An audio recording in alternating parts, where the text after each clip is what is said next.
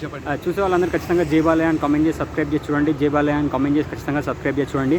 అన్న బాలకృష్ణ గారి డాకు మహారాజ్ ఇప్పుడు రెండోసారి చూస్తున్నా అని చెప్పారు కదా, అంటే మీకు ఎలా అనిపించింది అన్న? మరి నాకైతే చాలా సూపర్ అనిపిస్తుంది రెండోసారి చూస్తున్నా.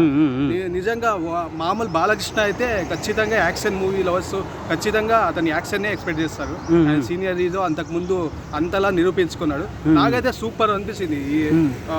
విలన్స్ తో ఫైటింగ్ కానీ మళ్ళీ సెంటిమెంట్ సీన్ లో ఎంత యాక్షన్ ఉన్నా దానికి ఒక రీజనబుల్ ఫైట్స్ ఉండాలి. దానికి తగ్గట్టు సూపర్. ఇంకా ఆయన ఈ డ్యాన్స్ ఇప్పటికి చేయడం అంటే నాకు చాలా హ్యాపీస్తుంది. నాకైతే కొన్ని పదాలే వచ్చేస్తున్నాయి. జై జై బాలయ్య, నిన్ను చూడడం మా అద్భుతం, మాకు ఒక రకమైన అద్భుతమైన ఫీలింగ్ అయ్యా. ఇది ఒక రకమైన అద్భుత అనుభూతినయ్యా. నువ్వు విలన్స్ని కొట్టే తీరు బీభత్సమయ్యా. నీ గురించి ఎంత చెప్పినా తక్కువేనయ్యా. ఇంకా అంటే పదాలు కొంచెం మర్చిపోయా కానీ కొంచెం అనిపించాయి ఆ టైంలో. నిజంగా బీజిఎం అంటే తమన్ బీజిఎం బ్లాక్ బాస్టర్ అనిపించింది. అసలు కొన్ని చోట్ల అది సౌండ్ బాక్స్లే పగిలిపోతాయేమో. ఆ సౌండ్కి ఎంత ఇదైనా మనం ఎలాంటి టెక్నాలజీ ఇది వాడినా ఆ సౌండ్ బాక్స్లే పగిలిపోతాయి. బీజిఎం దానికి తగ్గట్టు యాక్షన్స్ కొద్ది సీన్ తగ్గట్టు అంటే ఏమో అలా వైపు అలాగే కనెక్ట్ అయింది. ఇంకొకటి ఆయన జర్నీ చూస్తుంటే సూపర్ అనిపిస్తుంది. ఇంకా ఊర్వశి రథంలో అయితే నిజంగా బాబీ గారికి దండం పెట్టాలి. నిజంగా చాలా దండం పెట్టాలి. ఎందుకంటే హీరో మనం చూస్తున్నాం చాలా మూవీస్ హీరోయిన్స్కే రోల్స్ ఇవ్వడం రేరు.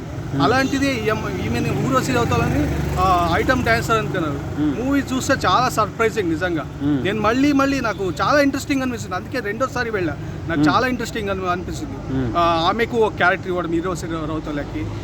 ఇంకా అది డ్యాన్స్ కొంతమంది ట్రోల్ చేసినా అదైతే ప్రాబ్లం కాదు. నిజంగా ఎప్పటి నుంచో జరుగుతున్నాయి మూవీలో. అవి చాలా చిన్న విషయాలు. స్టోరీ మెసేజ్ అంతా వాటర్ గురించి ఎలా అనిపించింది అన్న? చాలా అనిపిస్తుంది. ఎందుకంటే అక్కడ ఎక్కడో తెలియని ప్లేస్ని వాటర్ గురించి పెట్టారు కానీ స్టోరీ.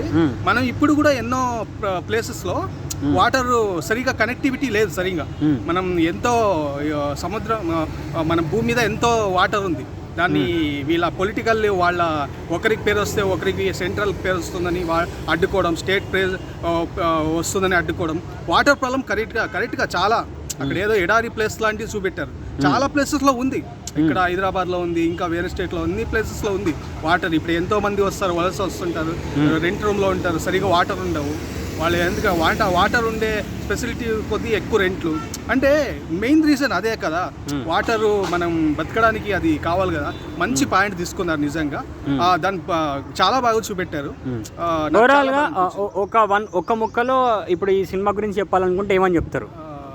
ఇదేదో గూస్ మాండం బద్దలైంది అంటారు కదా. నిజంగా చాలా హ్యాపీ అయింది నాకు. అన్ని హీరోయిన్స్ కానీ ప్రజ్ఞ కానీ వీళ్ళందరూ సూపర్. నిజంగా సినిమా ఓవరాల్ గా బ్లాక్ బస్టర్ హిట్ ఏనా?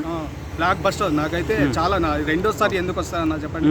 నేను బాలయ్య ఫ్యాన్ కూడా గాను, మూవీ లవర్ గా నాకు చాలా హ్యాపీ అనిపించింది.